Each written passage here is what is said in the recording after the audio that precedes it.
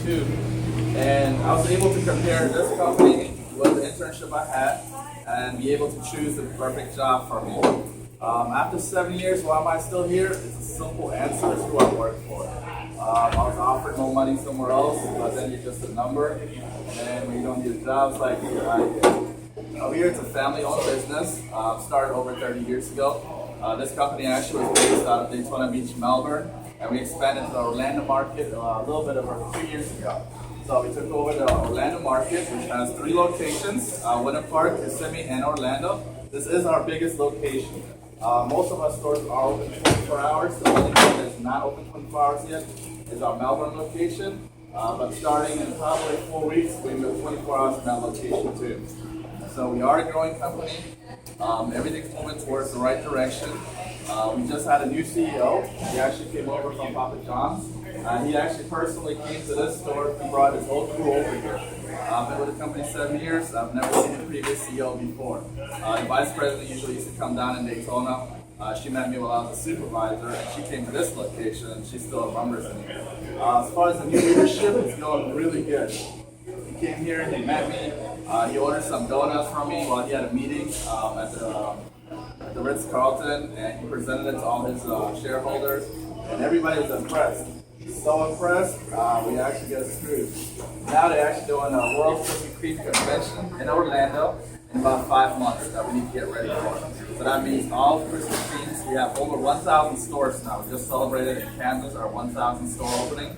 We're going to be having a convention in Orlando. So as far as the excitement is definitely here. The pressure is definitely here. So I wanted the biggest store, and I got the biggest store. I got the most pressure too. But working here is fun. It's not really a job. I come on my days off. I love the job. I get treated very good. Everybody comes, they check on you. Hey, how you doing? How's your day going today? Thank you for doing a good job. It's that simple. Not like, come on, you gotta work harder. Come on, you gotta do this. I never get told to come in on my day off, ever. So I feel like you're available. Can you come in? Sure, I can come in. I want to do the best job. It's all a competition. Just like in college, you want to be the best. Just doing bare minimum, you get paid bare minimum. And it reflects in the employees. Some employees come barely on time, do the bare minimum, and leave, and then want a raise.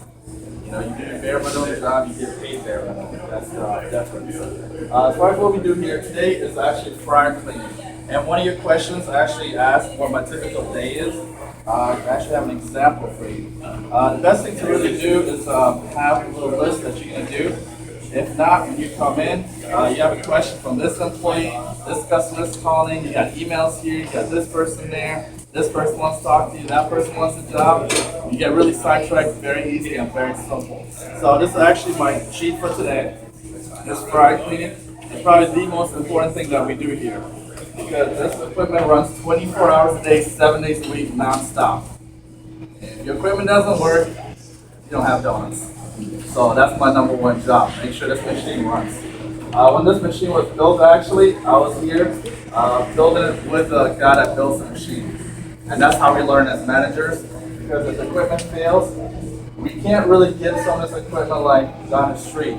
Most of the equipment is custom made. I have to make sure I have all my spare parts. I have to keep track of that. Make sure if I don't have the parts, another store has it. And if not, I need to get it here ASAP. We've had to fly stuff overnight. Had somebody go down, drive somewhere and get it right away. Downtime is very costly for us. This equipment, for a busy day, we can make up to 70,000 donuts in one day. That's a super busy day. So that's the potential of this machine. How much does this machine run? Between 300,000 to 500,000. So startup cost for a Krispy Kreme is very expensive. It's actually the most expensive franchise. It's actually very difficult today now. To start your own Krispy Kreme franchise, you actually have to have multi-restaurant experience. You gotta have at least 5, 6 restaurants. If not, you can't get a franchise. Because if you don't have the experience, you're more likely to fail. It's a lot of work. Like I told you guys, now if you're building the machine with that I built it, I can take it apart, I can troubleshoot it, I can do a lot of stuff myself within 15-30 minutes to get it back up and going. Today we're doing a fry cleaning actually, where we're going to take the whole machine apart, bring out the shortening, we're going to lift this up, and take all this apart. The trays inside, we have 300 trays. I know this because I put every single one of them in there. Me and the production team. The bakers are involved too. The key to making my job easy is training everybody. As soon as I trust them more, as long as they can do it, I start training somebody right under me. So sometimes I'm out of town, they were able to take the whole fryer apart and fix it. And I wasn't even here. My boss was like, "Who did the work?" I gotta train somebody. Are you serious? I'm like, "Yeah, I'm serious." So it makes your job very easy. If not, I'll be stuck at 24/7. And that's how I was in the beginning. This store actually caught on fire over a year ago. It shut down for about a year. So we built everything from brand new. In the beginning, training everybody was very hard. It was a challenge, but that's the challenge I want. And the challenge meaning you work 20 out of 24 hours. And just because you leave here and you go home, there's still more work, planning, you try and stay ahead. If you don't stay ahead, when you come here, you fall behind, you'll be on time. But if you're on time, you fall behind, then you're pretty much stuck. The expectations as a manager is to get the job done. Period. It's not somebody else's problem to figure out how you can get the job done. It's not to get somebody else to get the job done. And a lot of times people don't understand that everybody wants to be in charge. Like, I don't want your job, you really want my job? I don't think you do. It's a lot of sacrifice.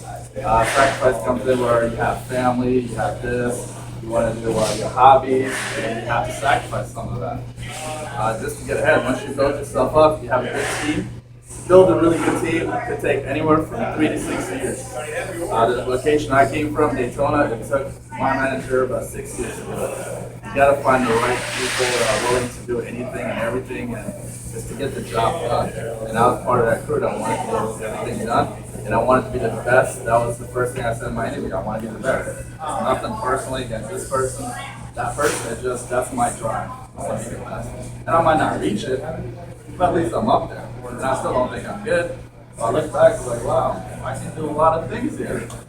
We try to hire other managers to replace at another location. It's very difficult. The main thing is with any company you go in, you gotta get in there and listen and learn. A lot of people, they come here, I have a bachelor's, I have a master's, I'm gonna tell you what to do. I'm like, I've been doing this for a while. You gotta listen to me.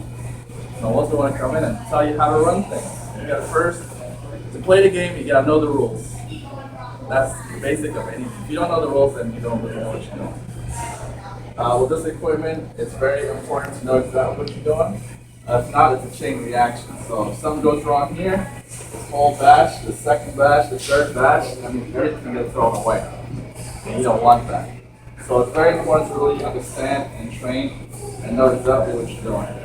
Is it hard? It's not hard. It's just really paying attention. All I did was learn one thing at a time every day. That's it. Simple. Learn one new thing every day. Questions so far? You guys have any questions right now? Actually, you said this is your only machine? Sorry? This is your only machine, and if it goes down, like... If it goes down, usually 90% of the troubleshooting, you can fix it. Usually, someone gets stuck in the fryer and jams it. So does it have downtime, or is it always just producing? Well, you can have like an hour, 2 hours downtime. Other than that, it's always running. The machine always runs. Okay, so if it does go off for like an hour, it's okay because it's probably having donuts for that hour. An hour, you can get away with it. More than that, then I have to call another store. Ship And you guys can make the donuts real quick, and it's like 20 minutes away from the car. They'll make it, or depending on their schedule, or I'm happy to sit and make it. So anything after that is going to be communication. You really get to communicate. I always try to stay ahead of everything. If you don't stay ahead, if your due date for something's at 3 o'clock and at 2 o'clock, you're like, oh, I don't think I'm going to make it. And it's kind of late. If you got to call another store, you may not be able to jump right in and do your order. So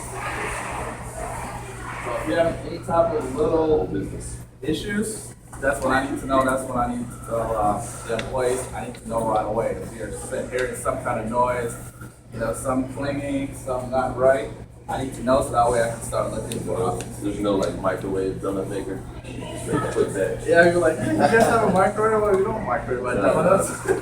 No, people ask that all the time. All our donuts are actually fried. People still don't know. They think we bake our donuts. No, we don't bake them. Everything is fried. Bad news, sorry. What we're doing right now is actually the shells. Once they get fried, they go through under the glaze. The glaze is actually 120 degrees, so you don't want to stick your hand in there. A lot of people are like, I want to jump in there. I'm like, no, you don't. So the whole process, as far as making the donuts, we have bakers, and we have 3 mixers in the back. We have 2 small ones and then 1 big one. And once it gets mixed, we make everything from scratch. Nothing is pre-made for us. We don't get nothing from nowhere. Everything is made right here. So once we mix everything, it goes in an extruder. That's a little box that's pressurized and pushes the donuts out in the shape already. We have little, what I call cutters, and they shape the donuts. We can use up to 6 cutters to make the donuts, which is 6 across. Each one of those cutters is about $400 to some $100. Is equipment expensive? It's very expensive. So that's why maintenance is very important. Make sure everybody takes care of their donuts. It's important too. So once it goes, this is the proofer box. This one makes the whole process a lot quicker and a lot faster.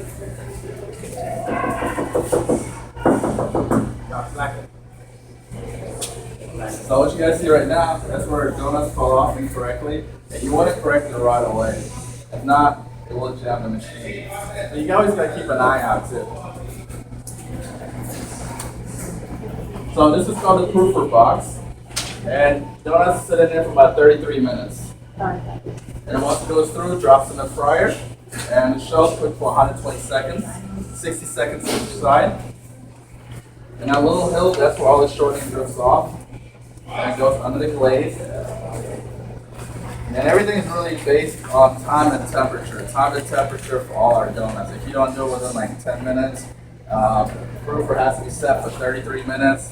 The heating elements need to work in there. The fryer temperature needs to be at 360 degrees. If anything causes to go up and down, your donuts will not be cooked properly. So we constantly check everything.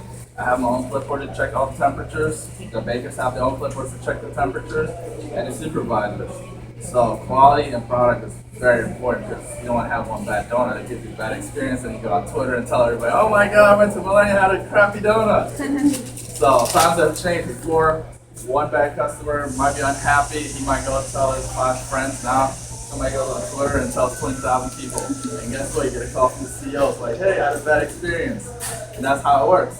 Somebody couldn't find a donut here, they went on Twitter, CEO got a hold of it, he called my boss called me, he's like, "Phil, we don't have that donut." I'm like, "Not at the moment, we're done making it." But the customer never asked. Usually we always make donuts, so we didn't have one donut and they were upset.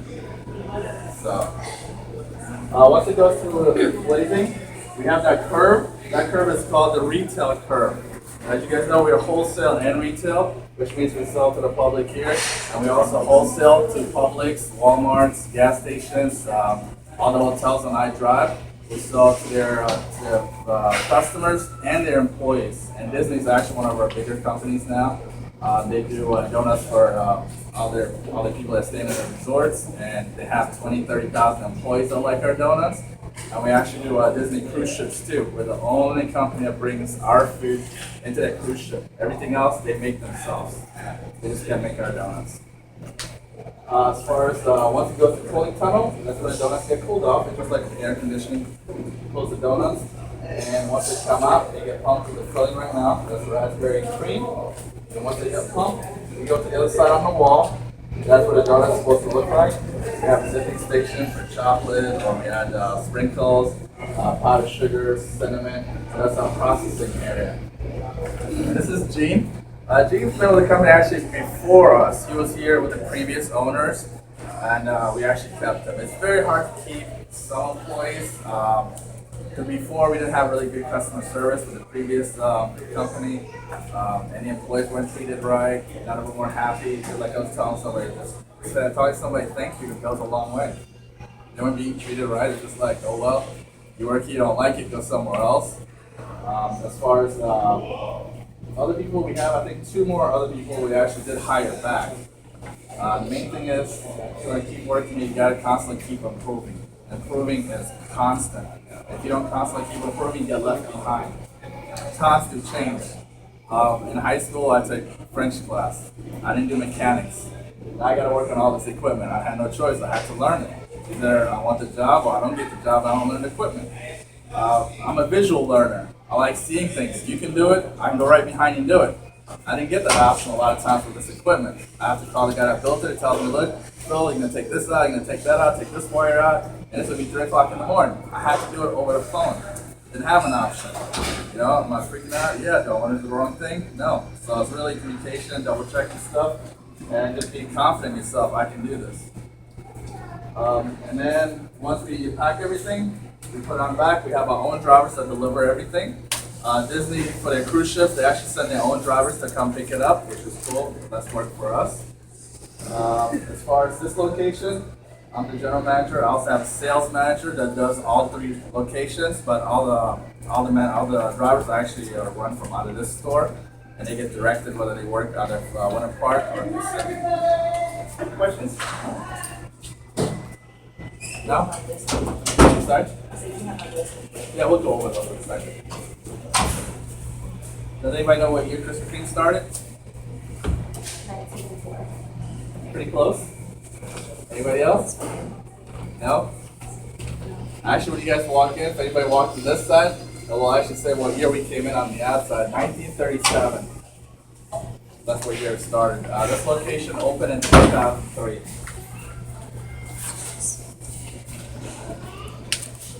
All right, you guys ready to get started on your questions then?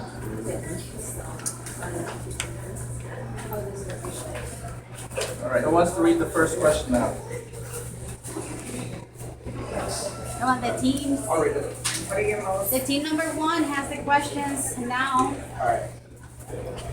What are your most expensive ingredients for making donuts? The most expensive ingredient we ever had here is the New York cheesecake. The cheesecake is expensive. Our Sydney location does carry it. This location in Winter Park does not. It's very expensive. And for us to make it, if we're selling enough of it, it'd be good, but we don't. We might sell like 2 dozen, maybe 3 dozen. So So it's a cheesecake donut or just cheesecake? it's a cheesecake cream filling. It's gonna have cheesecake icing on top with vanilla wafers. So that's pretty good, but it's really, really sweet. And we just didn't sell enough of it. But what we do, instead of carrying it throughout the year, we just bring it back as a month special throughout the year. And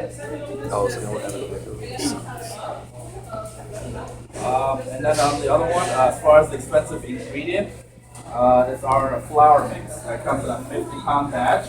You get about a pallet, and that's our main ingredient to make the donut. That is what we use for pretty much everything that's yeast related. It comes pre-mixed from the factory. That's where actually the secret formula is. They keep it up there. Nobody really has all the ingredients to everything. And that's our main ingredient. And to control that, we count all our products twice a week for the inventory. And each baker has to count the inventory before they start their shift. And the next shift counts whatever they start on. To control that is very important, but that's really expensive for us. Second question. How often do new shipments arrive with ingredients?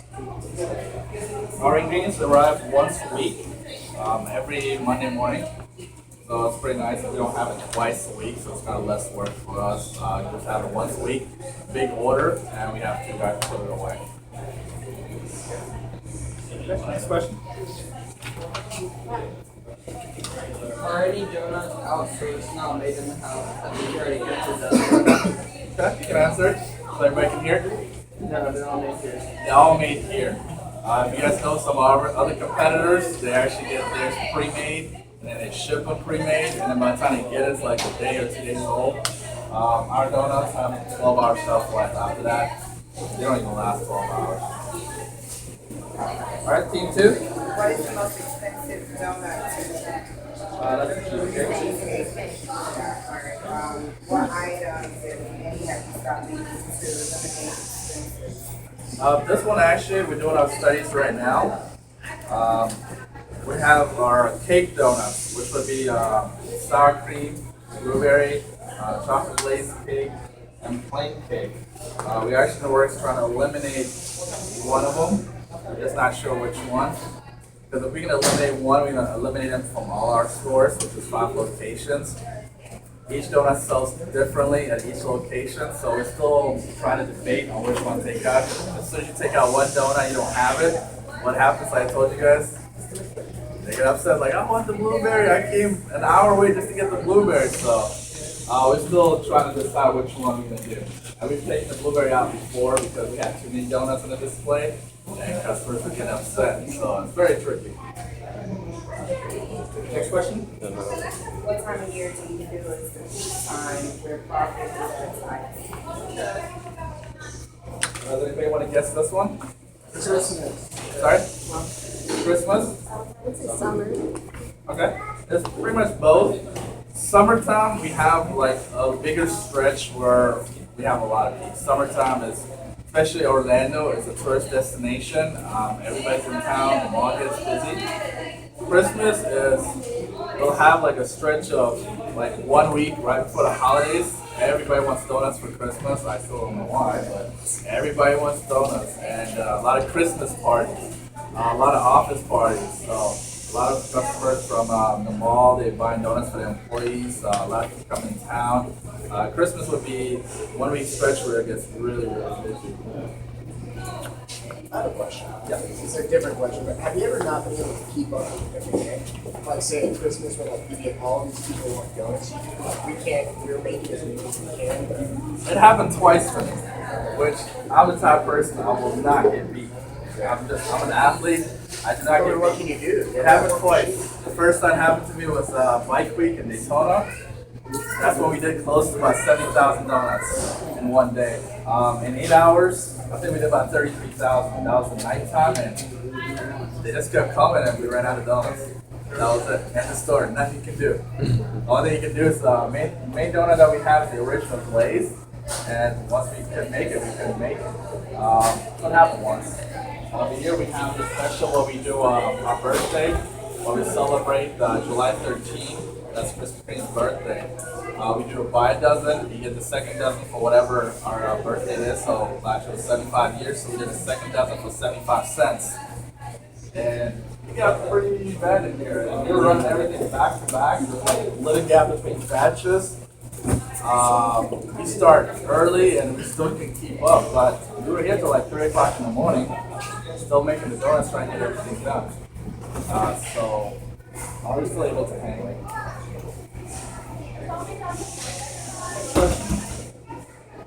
It's gonna be team number 3. Team number 3. What is the team number 3? How do you classify the hourly wages for the cashier? Product or period cost? Okay, who wants to answer this one? Does anybody know? Period. You know why? It's a selling cost. Right, it's not directly associated with making the donut. That's just really giving the customer, giving them the service. What's he putting in there right now? That's shortening. Usually we put it in the tank, but what happens, you're doing correcting, so you want to keep your tank as low as possible. Because you can drain all the shortening into the tank, so we can clean all the inside out. Does anybody know what happens to the shortening? A lot of people don't know that. Anybody know? The shortening, all the shortening goes with the donuts.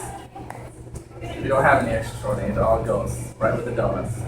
If people come here trying to buy our oil, like we don't have any oil, it goes with the donuts. And we don't use any peanuts in our products too, because sometimes people want like, oh, one goes nuts on the donuts. For allergy reasons, in the US, Krispy Kreme has decided not to do anything with peanuts.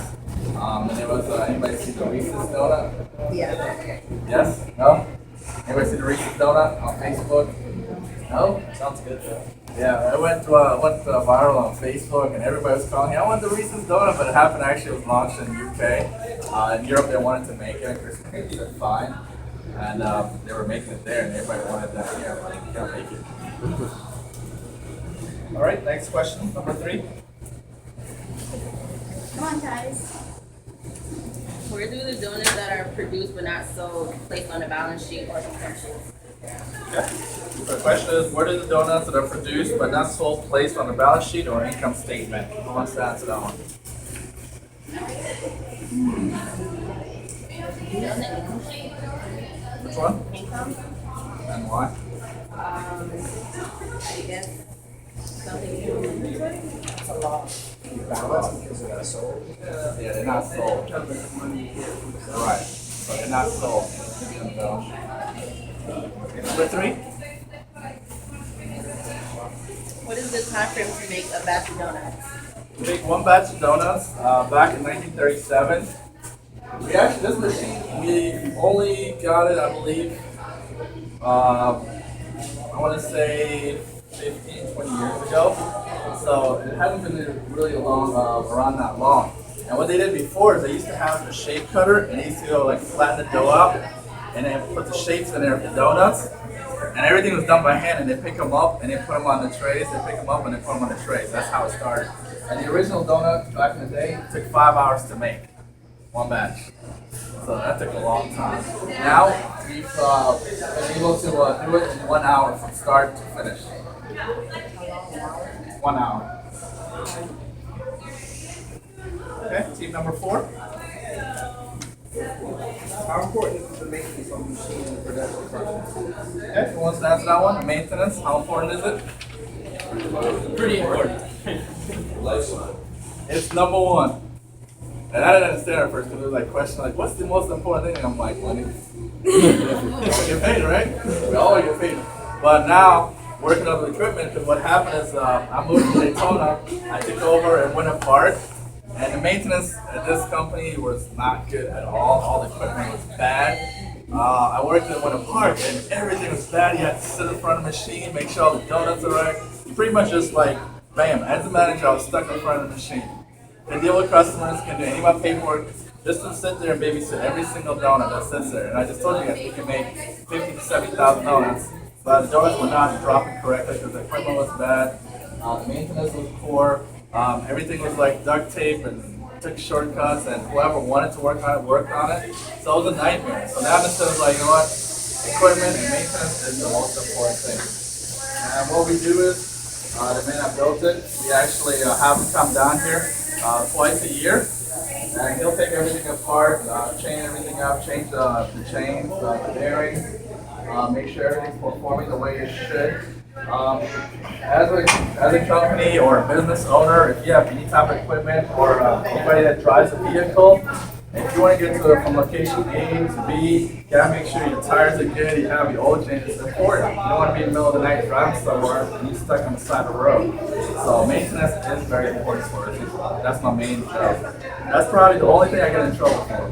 If something's broken and I don't fix it, that's the only thing I get in trouble for. You know, if something's broken, I need to get it, order the part. You don't have a lot of choice how much the part is. Like, oh, this is expensive, I can't order it. You don't have a choice on that. It needs to work. Next question? What's your main responsibility as a manager? Main thing is equipment. After that is employees. Employees are very important.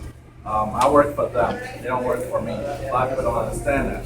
If your employees are happy, your customers are happy, your customers are happy, your boss is going to be happy. It makes me happy. Pretty simple. And the customer's the boss. Not me, not my boss, not the owner. I'm just the manager. So when the customer decides to go somewhere else, you're pretty much fired. Okay, next question. What's a typical day for you as a manager? Typical day is really just come in like a customer. I walk to the door, I check the restroom, and then I always check the machine. The machine